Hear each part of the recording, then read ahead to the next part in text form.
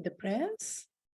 Om Sadashiva Samarambam Shankaracharya Madhyamam Asmadacharya Pariyantam Vande Guru Paramparam. Om Sahana Samavatu Sahanau Bhunaktu Sahaviryam Karavavahe Tejasvinavadidamastishavahe.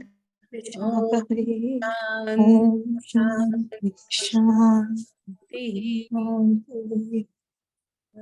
Vasudevendra Yogendra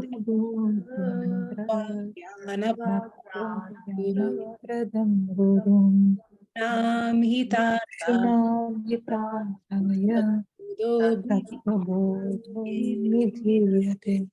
Shri Gurubhyo Namaha.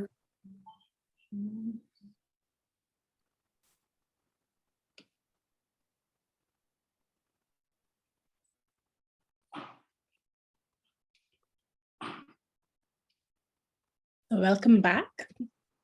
We were in the section of Sadhana Chatustaya, and we were in the third one, Shatka Sampatti, and we said how the Shatka Sampatti was basically 6 disciplines, and in the last class we covered 4 of those disciplines.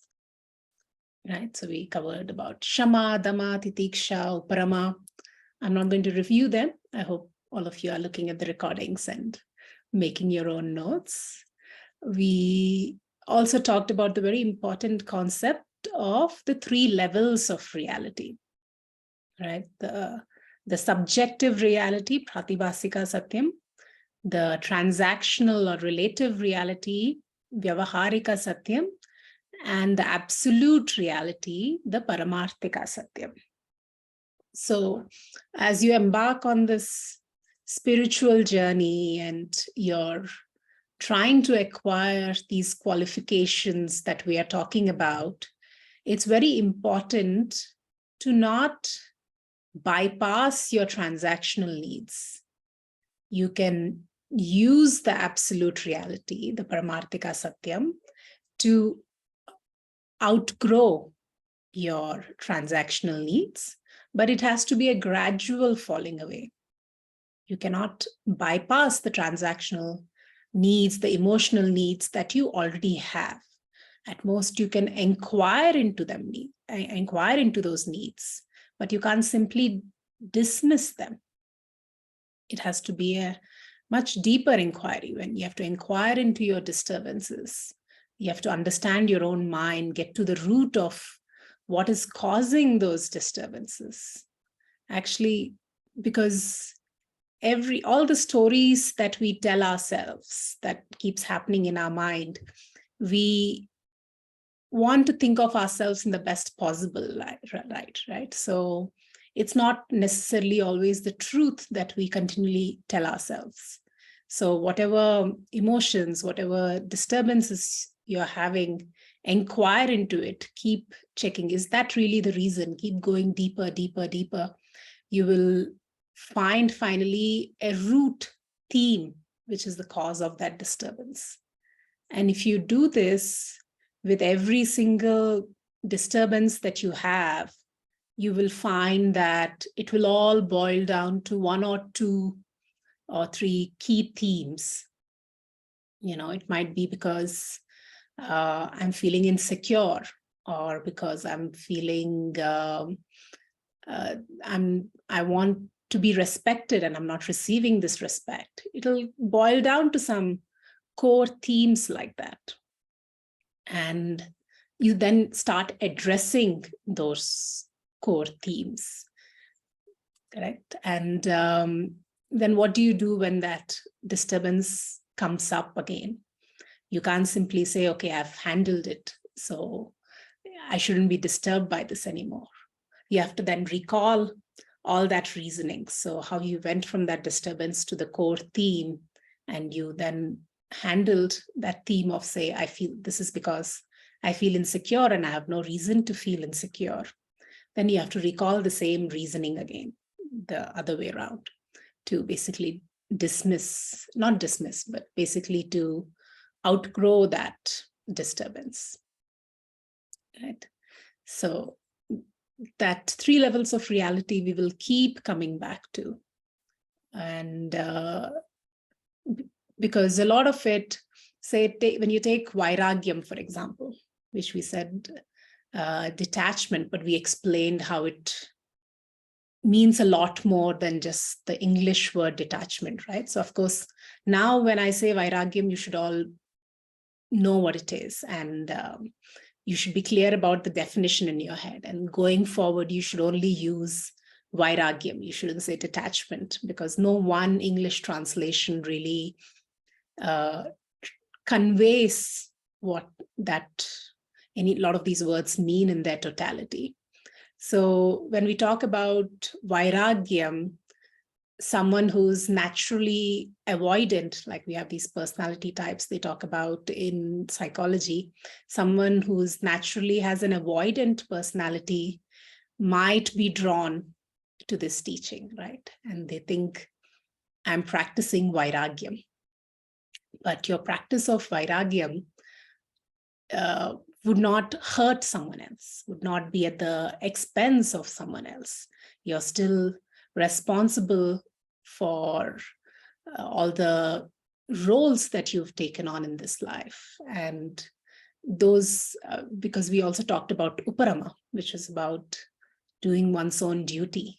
And you have certain roles to play depending on whatever role you find, whatever place in life you find yourself in. So practicing Vairagyam doesn't mean you abandon any of those duties or you detach from any of those people in your life. It's just that you're always aware of that, your higher reality, and you're also always aware of the impermanence of things. So you don't get attached to the permanency, which doesn't actually exist. So you can still love fully, knowing that these things or people are impermanent, and that is the reality. So now we will move on to the 4th page, last line. We will now look at the 5th and 6th disciplines in the Shatka Sampatti. I will chant and you can repeat after me. Shraddha ki dishi, Shraddha ki drishi, Guru Vedanta Vakyadishu, Guru Vedanta Vakyadishu, Vishwasa Shraddha, Vishwa Shraddha. Thank you. So what is Shraddha here means? This is our 5th discipline in the Shatka Sampatti. It means having faith. What kind of faith are we talking about? We're having faith in the words of the Guru and Vedanta as pramanam, as you having faith as it being a source, a valid source of knowledge. Earlier in, I think, our first class, we talked about what does it actually mean, what does pramanam actually mean? What does a valid source of knowledge means? And we said it tells you something that no other source of pramanam can, right? Hence, it cannot be proved by any other source of pramanam. We gave the example of that white kurta. You know, the kurta is white because you're looking at it and you can see it is white. I cannot prove to you it is white by tasting it or smelling it or any other source of knowledge. So similarly, Vedanta, Shastra is giving you a source of knowledge which cannot be proved by anything else, but it won't be disproved either. That's the promise. So when Shastra tells you, and it will tell you a lot of things which will be hard to believe, like you are the whole, you are infinite, and for so long we have attached to this limited body, mind, sense complex. These things are hard to believe, but you have to give the benefit of the doubt.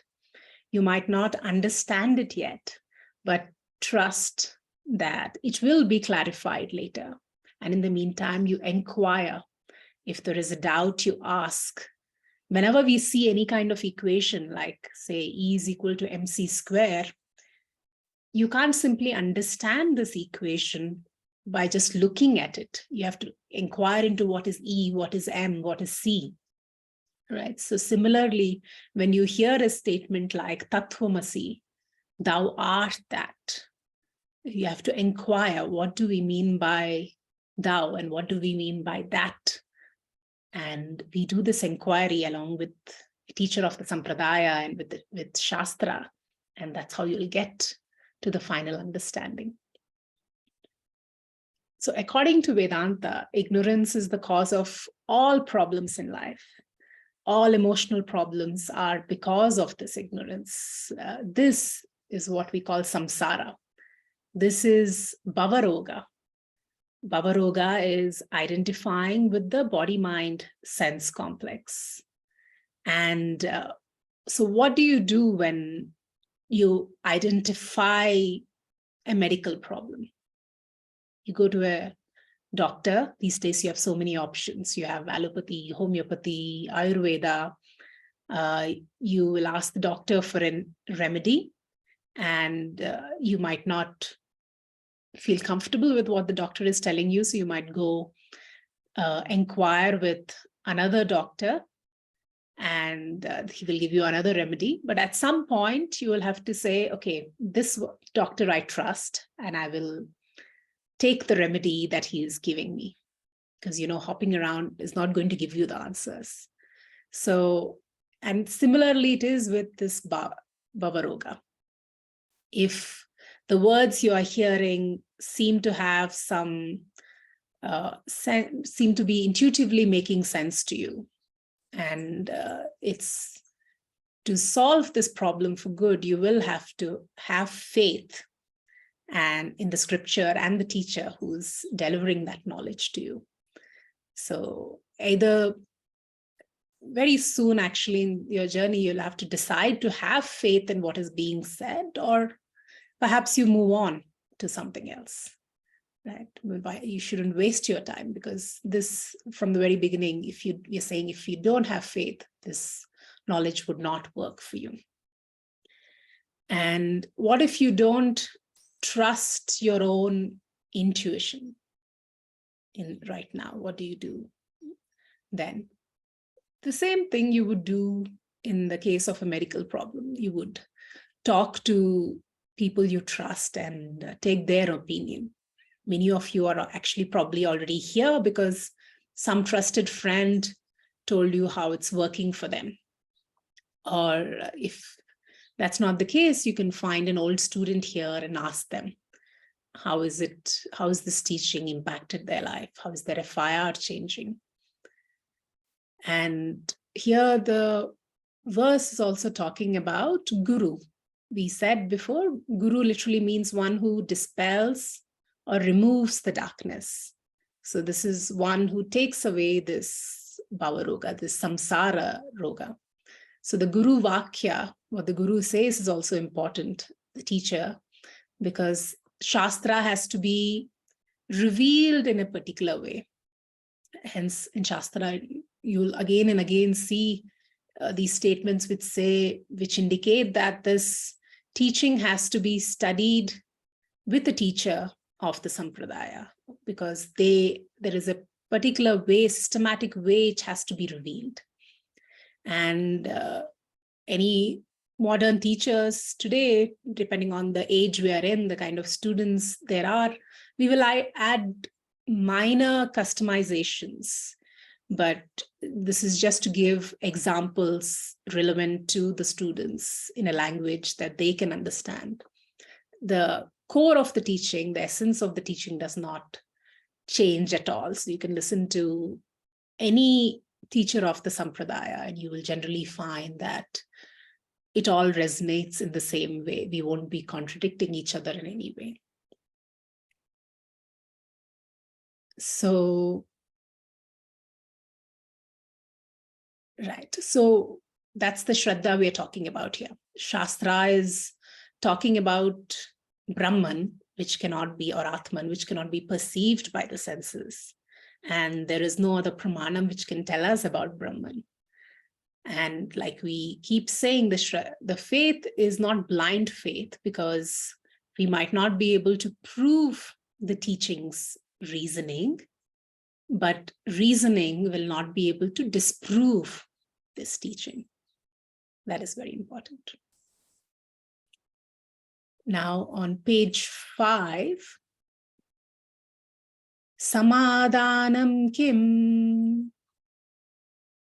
Samadhanam kim? Chitta ekagrata. Chitta ekagrata. So now we've come to the 6th discipline of Shatka Sampatti, and the student is asking, Samadhanam kim? What is Samadhanam? And the teacher replies, Chitta ekagrata, which means one-pointedness of the mind. We're talking about the focusing capacity of the mind, the concentration or attention span. This discipline is very important.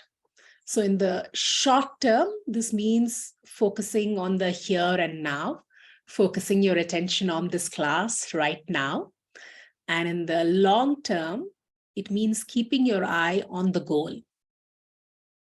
So in the short term, our minds are actually capable of having only one thought at a time. Today, it's become very trendy to say multitasking. You know, even in corporates, people admire multitasking as a great skill to have, but that is a complete myth. There is nothing called multitasking. You can only do one task at a time. You could be trying to fit in a lot of different tasks in the same period of time, but literally you can only be focusing your attention on one thing at a time. So Shastra completely dismisses this idea of multitasking being a thing. So focusing on one thing at a time, that is what Samadhanam is. And this is an accomplishment which is difficult for many of us, which is why the exercise of concentration meditation is recommended to build this capacity. It is the nature of the mind to move, and bringing it back to one track, that is Samadhanam. The practice of bringing it back is meditation. So we all have the capacity to achieve samadhi. How do we know this? We actually already all do it at the already. So it happens naturally when you are interested. All of us have experienced movie samadhi, or cricket samadhi, or book samadhi. If you're interested enough, you have read a whole book cover to cover in one day, or you might have binge watched the whole season of some show in one day, right? So everyone has this capacity to concentrate. And what happens when you're completely absorbed and someone comes and asks you a question, you don't even hear it, right? And you'll be like, yeah, whatever, you know. So we do have, and that's it. That is this absolute power to concentrate is samadhi. And everyone has this ability unless there is some kind of pathological problem. It is just a matter of discovering that traction for the topic. Samadhanam can also mean not being interested in too many things at the same time, or doing too many things at the same time. So not doing multitasking, basically. So that kind of meditation itself, or being able to attain samadhi, like we keep saying, won't give you moksha. So samadhanam is a qualification, and upasana meditation that we talked about, the concentration meditation, is just a preparatory exercise to build this focusing power of the mind. After you've gained this capacity to focus on one thing, you will then use that focusing capacity to contemplate on the teaching of Aham Brahmasmi, I am Brahman. So you won't be doing it like a mantra, you won't be chanting Aham Brahmasmi, but you will be contemplating on the meaning of what that means. And you will be aided in this contemplation through all the teaching that you will be exposed to over the next several months or years. So there'll be a point when Nididhyasana will start happening automatically. You won't even have to sit down and try it. And for that, you need years of systematic study.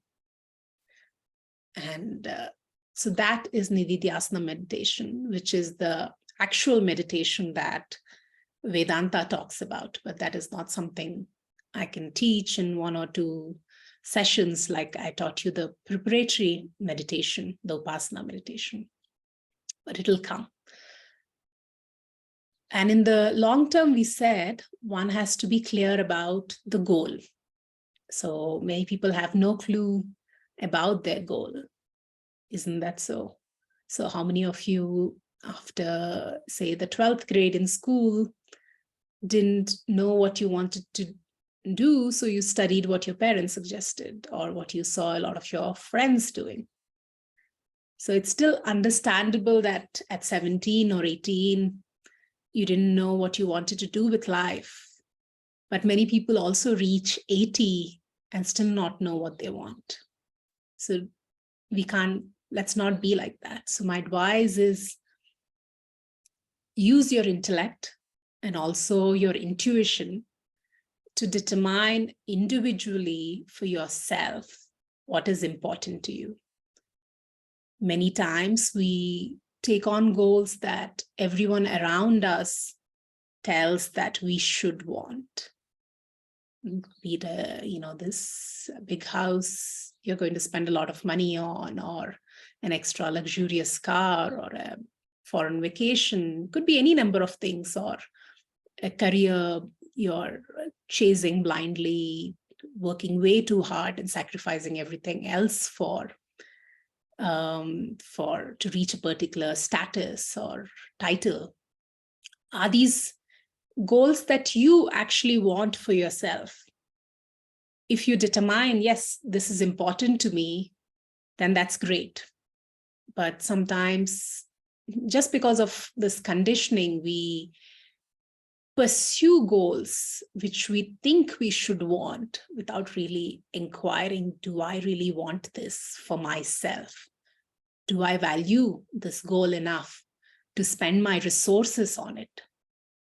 And a lot of times we think of resource as just money, but we have to think of resources as also your time and energy. We have limited amount of all these resources. So we have to pick carefully, how do we spend these resources on the goals that we determine that we have. So this whole capacity to keep our eye on the goal in the long term and focus our mind on the goal in the short term, this is Chitta Ekagrata, Samadhanam. And Shastra, of course, already told us the highest goal of human life is to understand your true nature. But you will arrive at that goal in your own time. And this brings us to the next discipline. Any questions?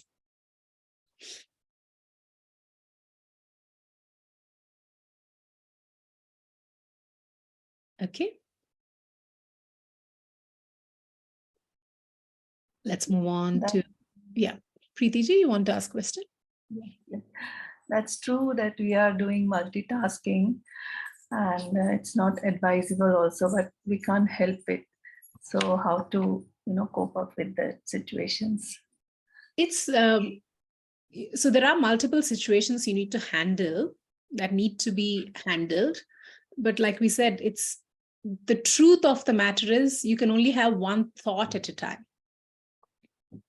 So you can literally only do one task at a time, which requires concentration. Of course, there are things like, you're driving to the same place every day, so that becomes automatic. So your mind is no longer engaged in that activity. So at that time, you could be listening to something else and things like that. But when it requires your attention span, your attention can only be at one thing at a time. So you'll have to prioritize. So it doesn't mean, I'm going to do one thing the whole day, or I'm going to do the one thing the whole hour. But you will have to say, okay, I dedicate this next 10 minutes or 30 minutes to this activity, then I will deal with the next activity. That you would find is a lot more efficient than having multiple things at the same time and trying to juggle, as they say. That will actually make you more inefficient. It becomes habit sometimes, like in my case. A lot of things to do, then I want to do everything, and sometimes it is necessary also. So I have always been thinking about this, that people appreciate that you're doing so many things, you are looking after so many things, but something is there in my mind that it's not good also. And when I listen to you, it confirms that yes, it's not good. Yeah, you'll have to prioritize, and that's what. So it's a very, I guess, Western sort of concept, this multitasking thing which came about, right? So it's great. We all definitely have multiple responsibilities, which we have to take care of, but you'll have to prioritize. Like even when you wake up in the morning, you can prioritize. There is this method of saying, what is urgent, what is important, right? And what doesn't really need to be done. And then choose the priority of the items, how you'll go about it. What has been done, it's done. Like I'm 60 now, and what is to be, it is what is to be done now. Like what do prioritize. you First, determine your goals yourself. That's what we are saying. So we also do a lot of, we also take on a lot of goals or obligations that are not really our own.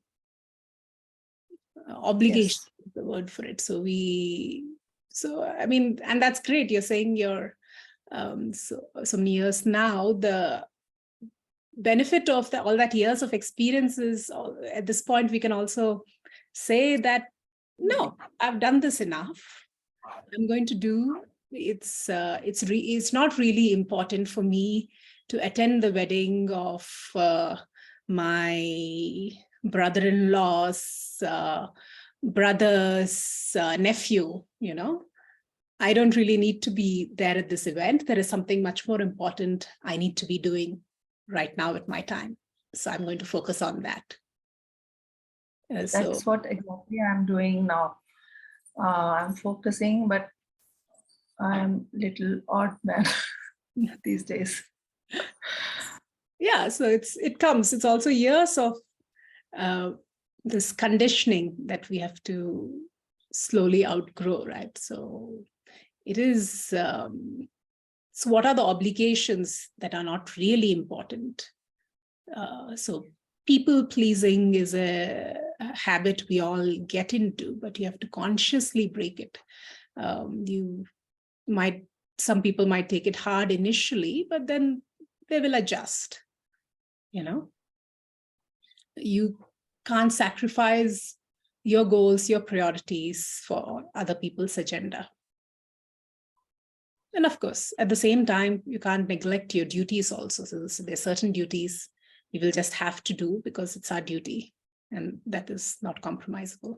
But we put a lot more things under the category of duty when it's not really. So that's what has to be inquired upon. Yes. That's what I said. I am in a habit of doing such things which I shouldn't have done in the past also, and now also I am trying to, control it. Right. As you very wisely said, past is done. So just focus on what to do now and in the future. Neelamji, you have a question? Yes. See, when you mention about the goals, I have written my goals, like, start but my goals are never ending. Like in every category, I have some or the other goals. When it comes to career, there is one goal. When it comes to my daughter, I have set another goals. So like I have to give her a proper spiritual understanding. So there are a lot of goals. Can we have multiple goals? Or ultimately one is that I should be peace and happy all time is one of the goals. Yes. When we talked about the Purusharthas, the different goals in life, we said, yes, these are all valid goals and people have all these valid goals. We also talked about how eventually these all lead to the same Correct. goal, right? So it's that I think I spoke about the crutches example. So it's Correct. not that when I'm seeking artha, I'm not seeking security. What I'm seeking is freedom from insecurity. But just knowing that intellectually will make you arrive at that goal of moksha, which is what we're going to talk about next. So you'll arrive there at your own due time. But in the meantime, it's valid to have these different goals. But yes, inquire into those goals. It's we are saying samadhanam is also not reducing these number of vast goals you have, because they will have a key theme, right? So for example, you're saying you want to give your daughter a spiritual education exposure. You being on the path automatically aids that goal, right? So a lot of these things are not necessarily separate goals. So you can inquire into them and see how you can reduce those goals. And you can also inquire and see, are all the goals that you've written down, are they really necessarily important to you? It's if you revisit your goal sheet with that question in mind and that inquiry in mind, I feel it will become a bit shorter. Because you might say you might have career goals, and I think you mentioned.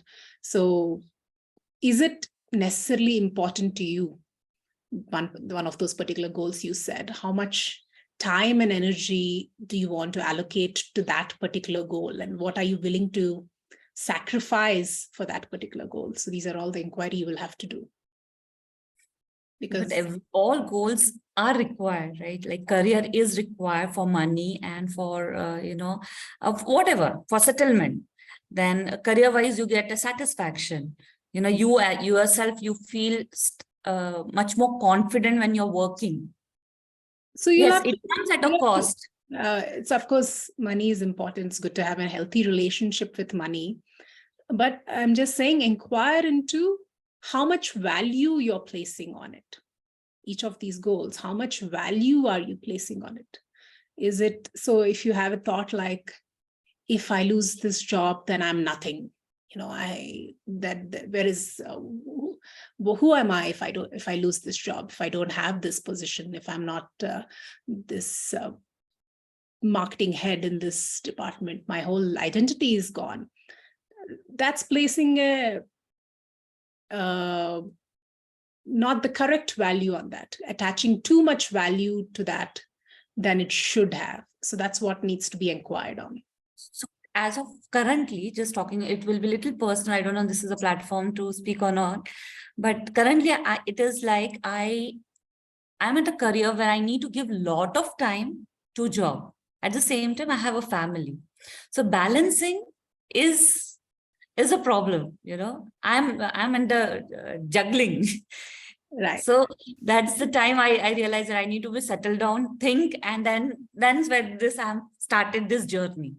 Right. So you kind of gave the answer yourself. It's you'll have to determine individually which of these goals are important to you. And you can have both these goals. Your family and career can both be a goal at the same time, right? And you'll have to, like exactly like you said, the balancing act. How much of your time and energy are you willing to put in your career, and what kind of time and energy do you have for your family? So if it means I'm going to, and you'll have to determine that for yourself. If for some people, it could mean I'm going to shut my laptop at 5 o'clock or 6 o'clock, and then I won't look at it till the next morning, because most things can wait till the next morning, right? And, or you say, no, like I'm up, this promotion I'm chasing is very important to me. So these couple of months or whatever, I will have to hustle it out. And yes, that would mean maybe I will give less time to my children in the meantime. But these all have to be choices that you make consciously, because guilt is a very useless feeling. Correct. Correct. So I agree. you have to consciously figure out your goals and make a choice, so that if you don't make the choice, the choices will be made for you. And then you'll just be going along with the flow, and you're not really exercising your own free will there. Correct. I got my answer. Thank you. All right. So let's move on to the next part. Page 5, the third set. Mumukshutvam kim?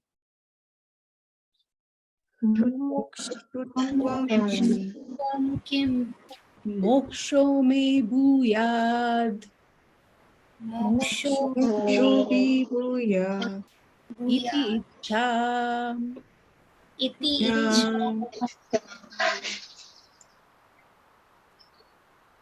So,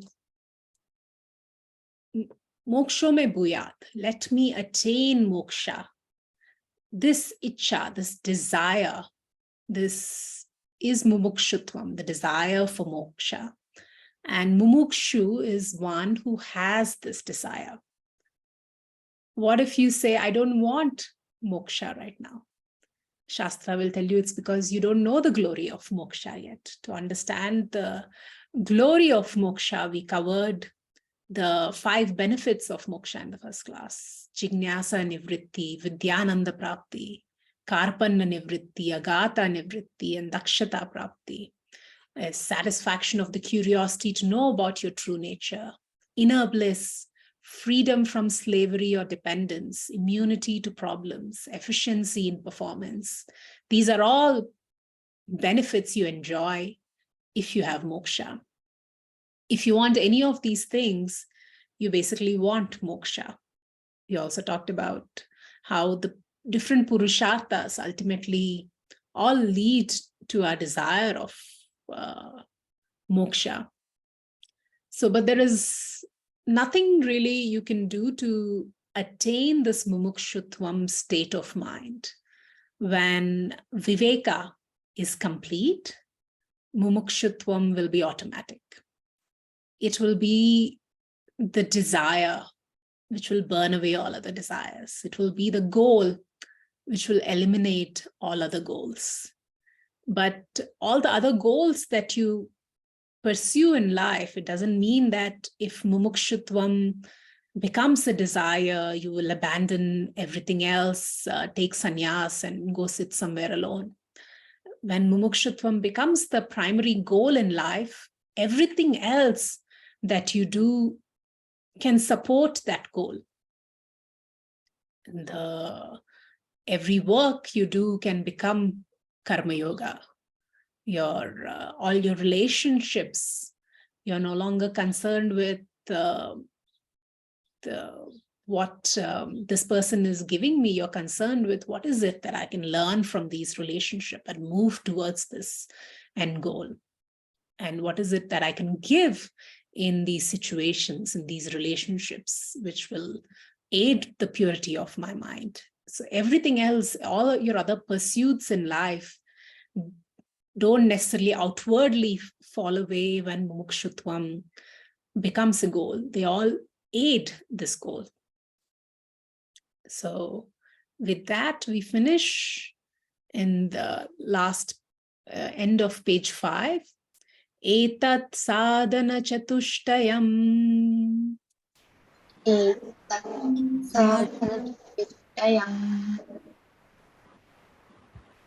Tat sat sorry.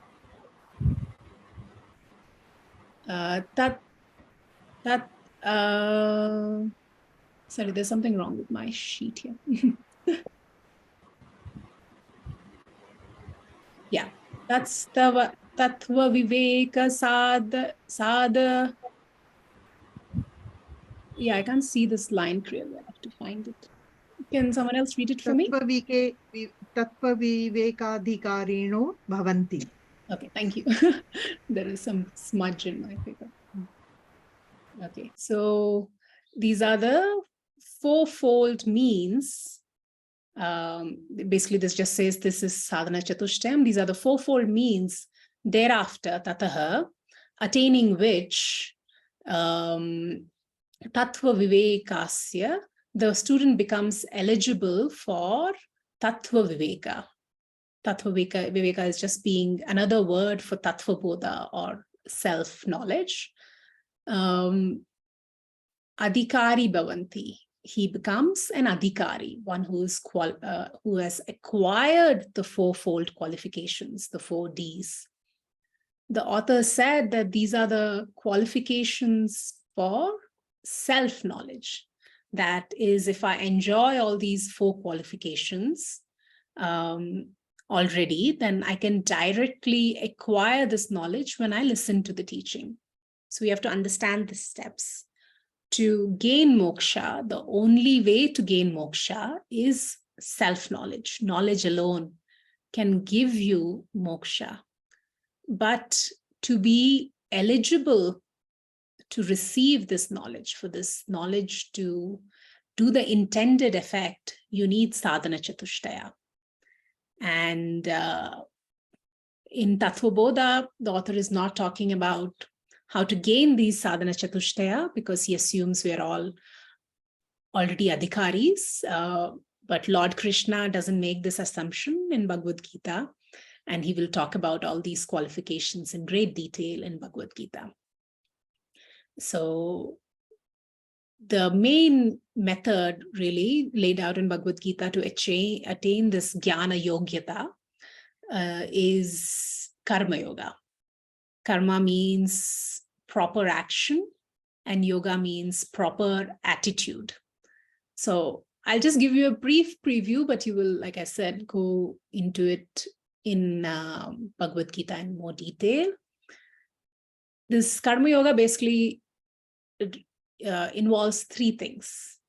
It involves sadkarmani, good actions, sadguna, healthy virtues, and sadbhavana, healthy attitude towards everything. So sadkarmani, good actions, means what is a good action? The simplest way to understand it is the higher the number of beneficiaries, how many of people will benefit from that particular action, superior is that action. Lesser the number of beneficiaries, inferior the action. And definitely you can also be one of the beneficiaries for that action. Then it'll talk about sadgunaha, which means healthy virtues like truthfulness, compassion, humility, consideration for others, all the healthy virtues, and sadbhavana, healthy attitude towards everything in creation, a reverential attitude. That is sadbhavana. So it's not a particular action, really. There's not exactly specific things you have to do, but a way of life that one must follow for a length of time. Incidentally, I was playing, it wasn't planned, but I just was playing in this Shiva Manasa Puja before the class started. If some of you came before, you would have heard it. So that's a beautiful prayer about turning everything that you do in your day into worship. How even taking a bath is can be done in a worshipful attitude. Eating can be done as in the worshipful attitude. So, you'll spend a lot of time covering this karma yoga later on. So, of course, we know that any intelligent person will only do something if they see a benefit, if they can measure the progress, which is why you will find that there are many students in the Sangha who've been there for years.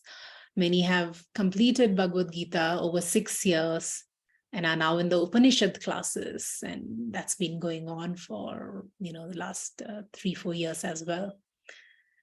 Swami Paramarthananda says that this study, the study of Vedanta, cannot be a crash course, because whatever is achieved in a crash course will only crash. So it's a long-term, systematic, dedicated study that one has to do. And yes, so that brings us to the end of the Sadhana Chatustaya, the first chapter. Tattva Bodha itself is not really divided into chapters, but we've just divided them in the handout we've given to you for ease of understanding. So the takeaway should be the main problem of samsara is ignorance, and that can only be solved through jnanam, through knowledge, and through that process of shravanam, mananam, nididhyasanam, listening, contemplation, and Vedantic meditation. We'll all have this problem of vikshepa, a scattered mind. And for this, the solution is ekagrata, concentration. And for that, Bhagavad Gita will give you techniques of Raja Yoga and Bhakti Yoga, Upasana, to gain this chitta ekagrata, the concentration capacity of the mind. And all the other major impurities from which we have to get chitta shuddhi, this purity of mind, that is largely again addressed through karma yoga. Yes, that brings us to an important question. I think someone asked me this, and I replied partly on the group about, so they asked if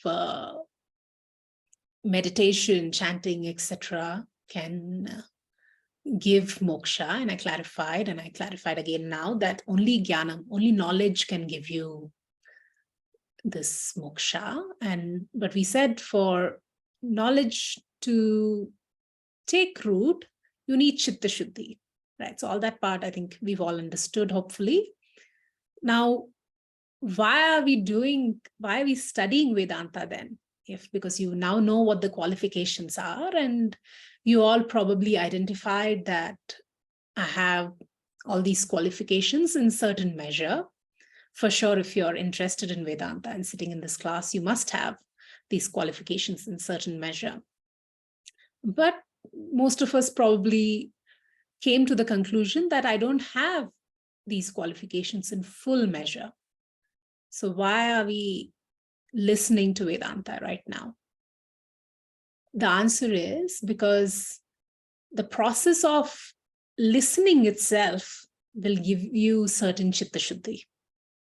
So as you understood now what is viveka, what is discernment, you can practice this viveka yourself. So you can build these qualifications after knowing what they are. And even all this process of shravanam, this listening that you're doing, till such time you have complete chitta shuddhi, this is actually just karma yoga. So for a lot of us right now, this shravanam is karma yoga that we are doing. It will become jnana yoga only when complete chitta shuddhi is attained. So maybe I can give you an introduction of the next section, or before that, we can, if there's any questions, we can just spend the next few minutes in questions. Om Spandana ji. Yes, Srilata. After the class, when we go through the recordings in detail, then some doubts arise. At that time, some other doubts arise. So, can we ask those doubts in the group, or do we have to send those questions personally? No, please send it in the group, because generally, Okay. unless it's of a personal nature, we always recommend you send it in the group, because it's likely doubts that other people are also having, and the answer will help everyone. And often I also encourage everyone else in the group also to answer that question before I answer it. Okay, thank you. Because that's also will aid everyone else in your mananam process as well. That's why we have those WhatsApp just to Okay, thank you. invite. Thank you. Yeah, thanks. I saw a raised hand, but it went down. Okay, anyone else? Yes, Deepaji. Can you hear me? I can hear You you. were talking about Manas Puja. It's a very beautiful puja. You're doing it inside your mind. You're offering flowers, everything to Lord Shiva. And then later on in the second section, you started describing your own body as a mandir. It's a very, very beautiful thing. Absolutely. I do it every day. And today when you were talking about, I started enjoying it. That's great. Happy to hear that. And that's the whole bhakti we go through in this process of Vedanta, right? So we, in a lot of other religions, cultures, what we are saying would be considered blasphemy, because we will soon be saying how you are God, but I'm not talking about this particular body mind that you see. So we will inquire into what we really mean by Tattvamasi, you are that. But for that, the process of bhakti one goes through is, and you shouldn't be in a rush to jump through that, but the process of bhakti one goes through is being able to worship an external Ishvara, then going from there to being able to see the Lord in everything, in all of creation, including myself, and being able to treat everything with that reverential attitude. And yes, you are part of what is the Lord. So you treat your own body with that same reverence. You don't feed it with things you wouldn't feed the God. So you wouldn't feed French fries and greasy, oily food to the Lord. So don't feed that to yourself either.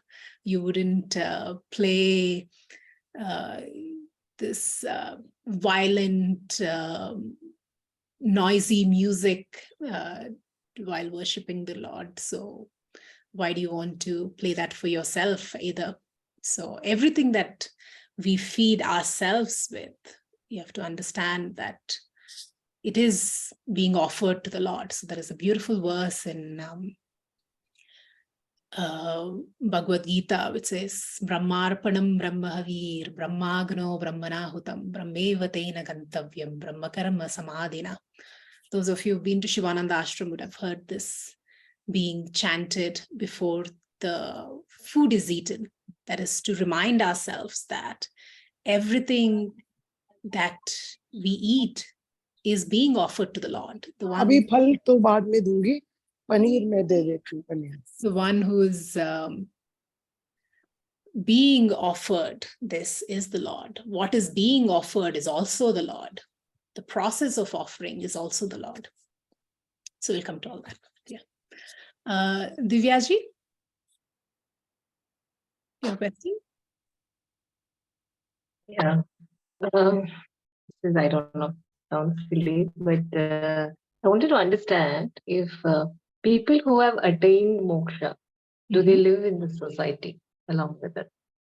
Yeah, externally there is absolutely no difference. You won't know who's attained moksha It's, I mean, you can have certain, there's certain people I met who I felt very strongly that they must be enlightened beings, but you won't really know, only the person themselves will know. And, but there is nothing which changes if you ran a chai shop and you made chai every day before enlightenment. After enlightenment, you will again do the same thing. You will still be making chai. I mean, if you choose to. So there are certain people who we believe to be Gyanis, enlightened people who went on to create ashrams, build missions, went to spread this knowledge or went to help society.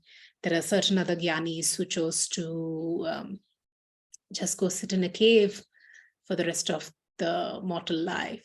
So it's what happens after Jnanam is a matter of your vasanas, your habitual tendencies, your personality. So that still belongs to this world of this transactional reality. We will talk about Atma and Anatma in the next class. So that will give a little more clarification to that. So Arjuna also asked this question, actually, how does a Jnani look? How does he sit? How does he talk? And in Bhagavad Gita, and Lord Krishna completely ignores that question because it's the wrong question and goes on to describe. It's basically a state of mind that one arrives at. You can, even a Jnani will still suffer from physical diseases and such. So there might still be pain, but there won't be any suffering because they know the body which is experiencing the pain is not really me. The mind also might be experiencing some pain, but they're not really me. I am the witness alone of all this. Nagaraj, you had a question?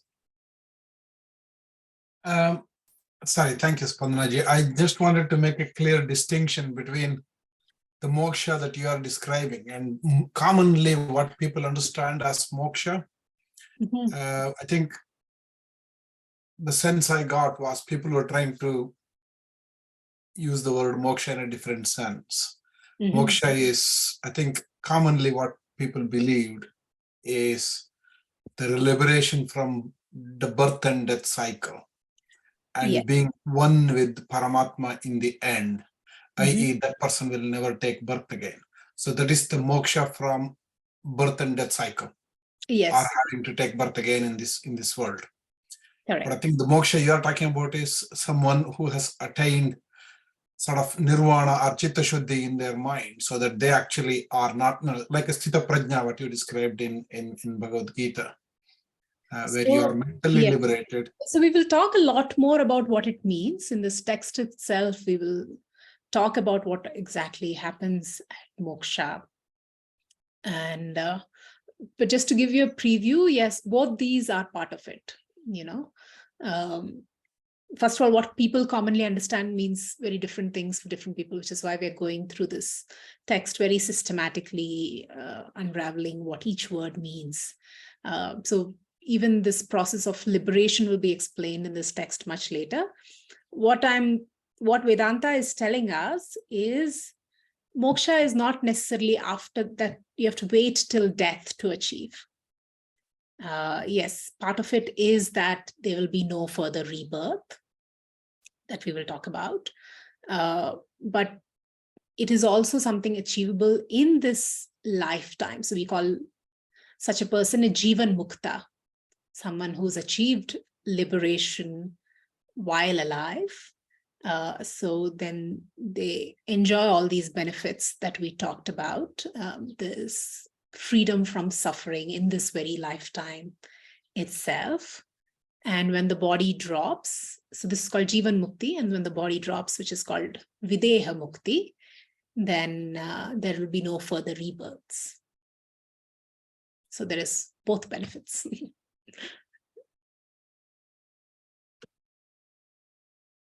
Thank you. Any other questions?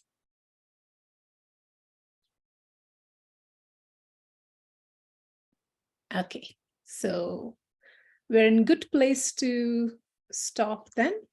Let's do the ending prayers. Om Purnamadah Purnamidam Purnat Purnamudachyate Purnasya Purnamadaya Purnameva Vashishyate. Om Shanti Shanti Shanti.